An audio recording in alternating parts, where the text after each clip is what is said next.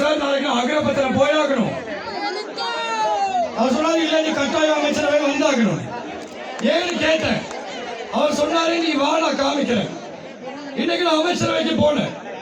2 மணி நேரம் அமைச்சரவை நடந்துச்சு. அமைச்சரவை முடியும் போது பேனா கேட்டார், கையெழுத்து போட்டார். உங்களுக்கு 1350 ரூபாய் அடிப்படை சம்பளத்தை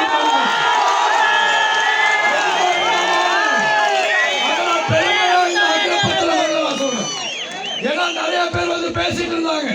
வர்த்தமானி வெளியிட்டு திருப்பி எடுப்பாங்களா மாட்டாங்களா? பெருந்தோட்ட நிறுவனங்கள் ஆதரவு கொடுத்ததா 1350 ரூபாய் நீங்க தீர்மானிச்சிருக்கோம் அடிப்படை சம்பளமா. இதெல்லாம் வந்து சில பேரு இல்ல 1700 ரூபாய் கேட்டோம்.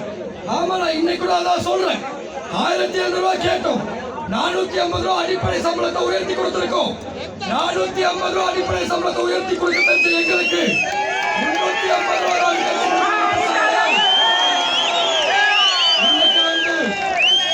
இவ்வளவு நேரம் நீங்க காத்துறதுக்கு நான் தலைவனுக்கு நன்றி சொல்றேன்.